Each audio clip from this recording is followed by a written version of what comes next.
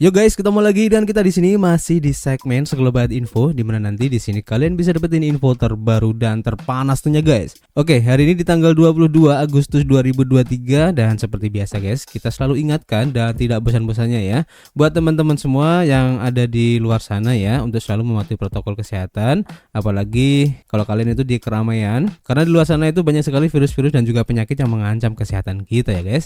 Oke, kita langsung saja melihat bagaimana update dari global crypto market cap seperti yang terlihat di sini ya. Dari data coin market cap menunjukkan adanya penurunan meskipun tipis ya di 0,24% dan itu menunjukkan masih banyak yang sideways ya untuk pergerakan dari kripto hari ini. Dimana untuk Bitcoin dalam waktu 24 jam ini masih sideways, pergerakannya hanya di 0,6% ya.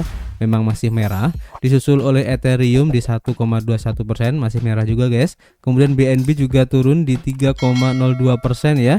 Selanjutnya ada XRP, Cardano, Dogecoin, Solana juga merah dan rata-rata kalau kita lihat di sini ya, untuk perubahannya cukup bervariasi guys. Ada yang cukup lumayan di 4% ya, antara lain ada Polygon dan juga Avalanche. Kemudian kalau kita lihat ya rata-rata mungkin perubahannya antara 1-2% aja ya. Kemudian kalau kita lihat ya perubahan yang terjadi untuk pergerakan harga dari Bitcoin terlihat di sini masih sideways guys, masih bertahan di sekitar harga 26 ribuan ya. Dan titik 25.000 masih menjadi titik yang cukup potensial ya untuk dijadikan DCA buat teman-teman semua yang ingin masuk ke Bitcoin lagi. Dan kita doakan aja semoga tidak sesuai dengan skenario ya untuk bisa turun lagi, karena ini agak cukup berbahaya. Tapi kalau kita lihat dari pola yang terbentuk sepertinya masih ada tekanan jual yang cukup lumayan guys ya. Dan kita akan update lagi ya nanti pergerakannya seperti apa, karena tentu saja ini akan berhubungan dengan beberapa info yang akan kita sampaikan hari ini guys. Oke, kita mulai aja untuk informasi yang pertama. Ya, kita lansir dari harian Benzinga, dimana kalau kita lihat di sini ya untuk popularitas dari Friend.tech yang meroket saat platform ini meraup jutaan dolar guys. Jadi seperti yang sudah kita informasikan sebelumnya ya, ada salah satu project yang cukup ramai diperbincangkan yaitu Friend.tech. Kalian bisa lihat di video kita sebelumnya ya. Jadi sebuah repositori di GitHub yang dibuat oleh pengembang Yearn Finance yaitu @bentech dilaporkan telah mengungkapkan alamat wallet kripto yang terhubung dengan pengguna Friend.tech ini guys. Dimana Friend.tech ini adalah sebuah platform sosial media berbasis jaringan blockchain ya, yaitu jaringan Base, memungkinkan pengguna untuk membeli atau menjual saham koneksi mereka dari X atau dulunya Twitter ya. Saham ini memberikan hak-hak tertentu kepada pemegangnya, termasuk mengirim pesan secara pribadi kepada penerbit sahamnya guys. Meskipun daftar tersebut telah dihapus dan daftar tersebut menampilkan lebih dari 100.000 alamat dan akun X yang terkait. Lonjakan ini sejalan dengan pendapatan platform yang mengesankan yang sejak diperkenalkan pada 10 Agustus kemarin dan mengumpulkan lebih dari 25 juta dolar dalam bentuk biaya menurut data dari DeFi lama. Mendukung angka-angka ini, dashboard Dune Analytics menunjukkan ya bahwa platform ini memiliki lebih dari 80.000 pengguna yang unik ya, dengan tambahan 15.000 pengguna hanya sejak hari Minggu sebelumnya. Pengungkapan repositori di GitHub telah menimbulkan pertanyaan tentang potensi exposure transaksi blockchain yang terkait dengan wallet ini guys. Akan tetapi beberapa ahli teknologi berpendapat bahwa pengungkapan alamat wallet kepada publik bukanlah sebuah masalah yang mendesak. Seperti yang ditunjukkan ya oleh Alex Smirnov, bagi sebagian besar pengguna yang mengerti teknologi sudah jelas bahwa Twitter atau X dan juga alamat deposito ini dapat ditautkan guys. Dia menambahkan, saya pikir Friend.tech seharusnya membuatnya lebih eksplisit dan memberitahu pengguna bahwa alamat setoran mereka akan menjadi publik dan akan dilacak oleh profil Twitter atau X. Namun ya, @bentech, pengembang di balik repositori GitHub, mengisyaratkan dalam sebuah tweet baru-baru ini bahwa pengguna telah mengizinkan Friend.tech untuk memposting di X untuk mereka yang dapat menimbulkan potensi risiko keamanan guys. Hanya dalam satu hari terakhir, platform ini telah mengumpulkan lebih dari 1,04 juta dolar ya dalam bentuk biaya yang ditetapkan sebesar 5% per transaksi guys. Dan setelah memperhitungkan biaya gas dan biaya lainnya, ini berarti sekitar 709.000 dolar dalam bentuk pendapatan Ethereum sesuai data dari DeFi lama. Banyak tokoh terkenal yang biasanya tidak terkait dengan kripto di X telah menjadi bagian dari Friend.tech ini guys. Richard Vazebanks Bankston 2 yang turut mendirikan grup e-sport terkemuka yaitu Vaze Clan mendaftar ke platform ini pada hari Minggu malam ya, dan nilai sahamnya dengan cepat naik menjadi salah satu yang tertinggi. Setelah pemain NBA Grayson Allen bergabung, sahamnya juga mengalami peningkatan yang signifikan. Saham ini memberikan keuntungan tertentu ya bagi para pemegangnya, termasuk opsi untuk mengirim pesan pribadi kepada orang yang telah mereka beli sahamnya guys. Jadi memang lagi ramai ya diperbincangkan tentang aplikasi ini guys, atau platform ini, dan kalian bisa coba ya, karena sudah mulai banyak influencer ataupun orang-orang yang bisa dibilang berpengaruh ini juga sudah mulai masuk untuk mengambil opportunity di project Friend.tech ini guys. Kita lanjut ke informasi berikutnya ya, dari Daily Coin, dan di sini juga masih berhubungan dengan Friend.tech ini ya, dimana diinformasikan Friend.tech ini dari base memicu perbandingan Arkham di tengah rencana data yang tergerus guys. Nah ini menarik juga ya. Jadi Friend.tech sebagai platform media sosial Web3 yang dibangun di atas blockchain base yang memungkinkan pengguna untuk mentokenize akun Twitter mereka ya, telah mendapatkan daya tarik yang signifikan hanya dalam waktu seminggu ya setelah peluncuran protokol tersebut. Menarik beberapa pendaftar terkenal termasuk bintang NBA dan juga CEO Y Combinator yaitu Gary Tan. Namun terlepas dari peningkatan popularitas ini, aspek tertentu dari proyek ini seperti kurangnya kebijakan privasi telah menimbulkan pertanyaan di dalam dunia kripto. Setelah dirilisnya database yang berisi data pengguna yang sangat penting, kekhawatiran ini kini semakin mendalam guys. Dalam sebuah tweet pada hari Senin 21 Agustus, kontributor inti Yearn Finance yaitu Bantek menerbitkan repositori GitHub yang berisi data pengguna Friend.tech yang dikumpulkan dengan mengikis API dari platform. Dimaksudkan untuk meningkatkan kesadaran tentang izin yang mengkhawatirkan yang diminta oleh platform. Basis data bersama yang sekarang telah dihapus oleh pengembang juga telah menautkan alamat dompet Ethereum ke nama pengguna Twitter lebih dari 101.000 pengguna Friend.tech yang secara efektif melakukan doxing terhadap alamat-alamat ini guys. Sementara para pendukung Friend.tech dan anggota komunitas kripto terkemuka lainnya berpendapat ya bahwa diharapkan bahwa nama pengguna Twitter dapat ditautkan ke alamat wallet. Itu tidak menghentikan orang lain untuk mengkritik proyek tersebut ya, dan membandingkannya dengan proyek Arkham.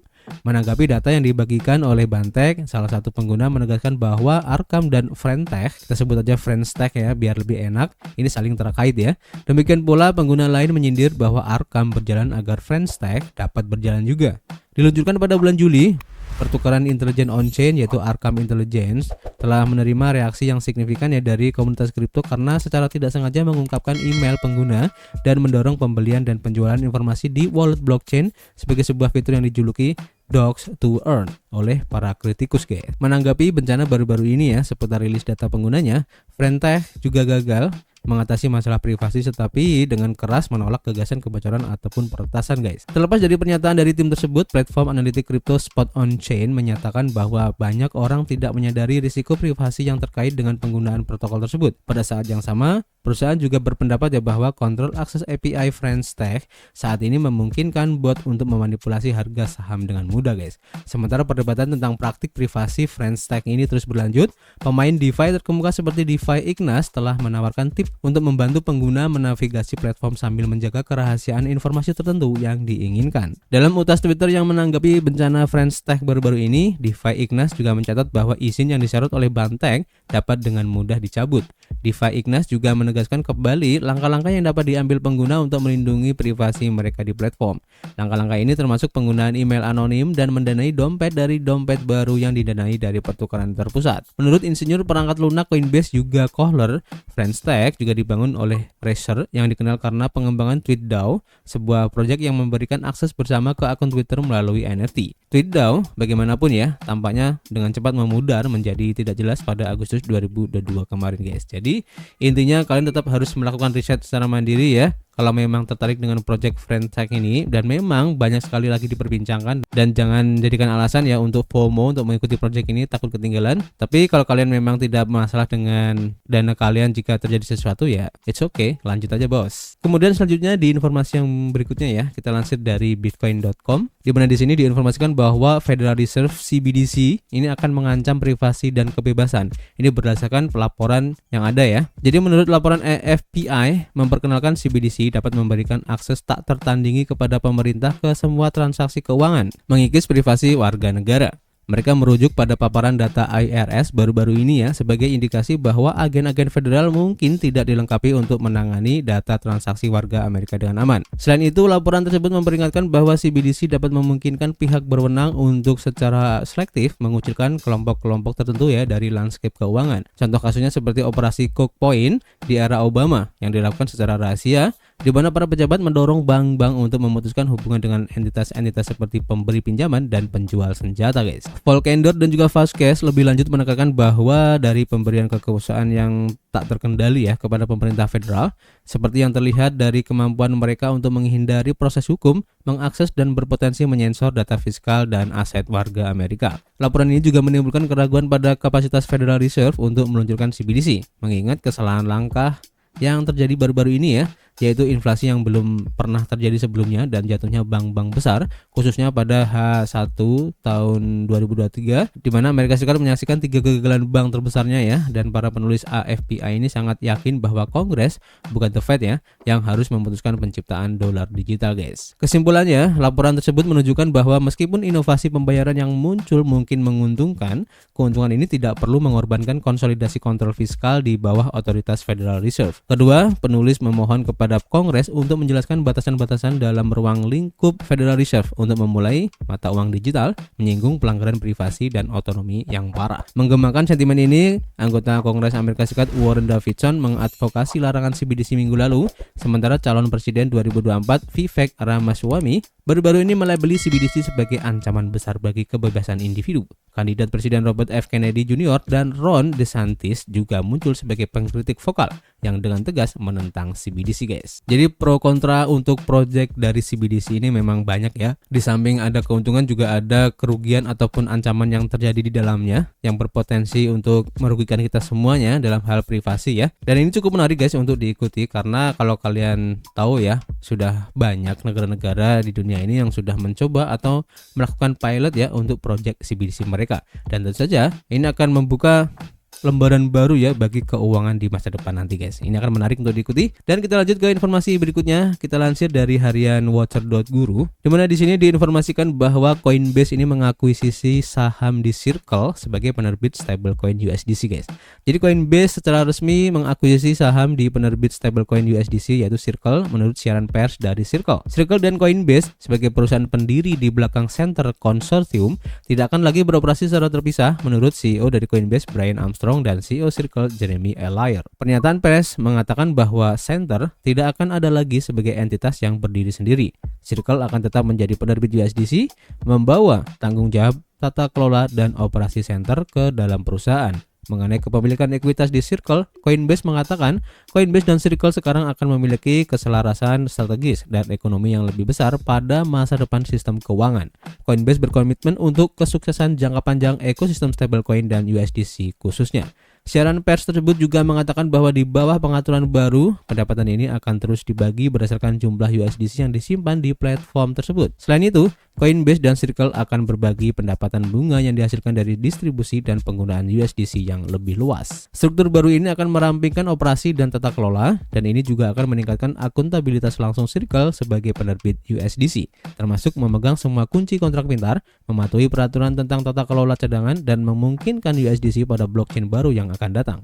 USDC akan diluncurkan di 6 blockchain baru antara September dan Oktober menurut data dari Circle, guys. Ini menarik ya, dan kita tunggu aja nanti efeknya seperti apa. Dan kita lanjut ke informasi berikutnya ya. Kita lansir dari IWN, di mana di sini diinformasikan ya bahwa Binance mengatakan penarikan euro melalui SEPA atau SEPA ini akan berlanjut selama 1 bulan, guys. Jadi pengguna Binance di Uni Eropa akan dapat menggunakan sistem Single Euro Payment Area atau SEPA untuk melakukan penarikan euro dari akun perdagangan mereka hingga bulan depan. Pertukaran kripto mengkonfirmasi hari ini bahwa layanan penarikan dan penyetoran SEPA akan tetap aktif untuk pengguna hingga 25 September 2023. Klarifikasi ini muncul sehari setelah bursa tersebut menyatakan ya bahwa mereka telah menangguhkan penarikan dan penyetoran euro untuk sementara waktu, guys. Pada tanggal 20 Agustus, dukungan pelanggan Binance di X, sebelumnya Twitter ya, memberitahu seorang pengguna untuk penarikan dan penyetoran euro melalui sistem SEPA telah ditangguhkan untuk sementara waktu, dan keputusan tersebut diambil setelah penyedia euro berhenti mendukung transaksi bursa kripto tersebut.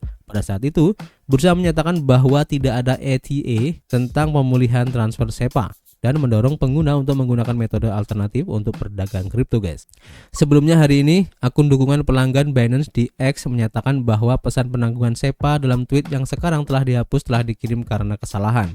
Akun tersebut mengkonfirmasi bahwa penarikan dan penyetoran SEPA akan tersedia untuk pengguna lama hingga 25 September. Namun layanan ini telah dinonaktifkan untuk pengguna baru ya sejak 25 Juni 2023 kemarin guys. Pertukaran menambahkan bahwa menjelang tenggat waktu September, beberapa pengguna mungkin dimintai informasi tambahan ya sebagai bagian dari pemeriksaan kepatuhan rutin platform. Pemeriksaan ini berpotensi menyebabkan penutupan akun lebih awal untuk beberapa pengguna. Binance dilaporkan berencana untuk mendapatkan penyedia layanan alternatif sebelum tanggal 25 September. Paysafe sebagai mitra perbankan Binance di Eropa mengkonfirmasi kepada Decrypt hari ini bahwa penarikan dan penyetoran euro melalui sistem SEPA akan tersedia untuk pengguna Eropa hingga September. Keputusan untuk berhenti mendukung pertukaran kripto dilaporkan diambil pada Juni 2023 setelah peninjauan strategis guys. Dan selanjutnya masih berhubungan dengan Binance ini guys ya. Seperti yang dilaporkan dari harian bitcoin.com bahwa Binance berencana menghentikan penarikan euro melalui SEPA di tengah tantangan pembayaran pihak ketiga. Jadi kurang lebih sama ya untuk informasinya. Jadi meskipun beberapa orang mengeluh bahwa layanan tersebut telah dihentikan, tim dukungan pelanggan Binance yang menyatakan bahwa layanan setoran dan penarikan SEPA akan terus berlanjut ya hingga 25 September 2023 nanti. Dan mereka mencatat bahwa beberapa pesan dukungan pelanggan terkirim karena kesalahan guys. Jadi kita tunggu aja nanti kelanjutannya bagaimana ya untuk layanan penarikan euro ini ya. Dan buat teman-teman semua yang mungkin mempunyai aset di Binance, khususnya buat teman-teman semua yang lebih tertarik menggunakan euro ya daripada dolar ya, agar diperhatikan aja untuk perkembangannya nanti seperti apa ya. Tapi nggak usah khawatir ataupun panik ya dengan apa yang terjadi saat ini wajar-wajar saja. Dan kita tunggu aja nanti perkembangannya seperti apa, dan yang pasti kita akan informasikan lagi kepada teman-teman semua guys. Oke, informasi hari ini cukup ya, dan nanti kita akan informasikan lagi jika ada informasi yang cukup menarik guys untuk bisa disampaikan sama teman-teman semua. Dan seperti biasa kita masih menunggu kritik dan saran kalian ya di kolom komentar. Nanti kita bisa ngobrol banyak di dalamnya, dan tentu saja kita akan ketemu lagi guys di informasi berikutnya. Peace.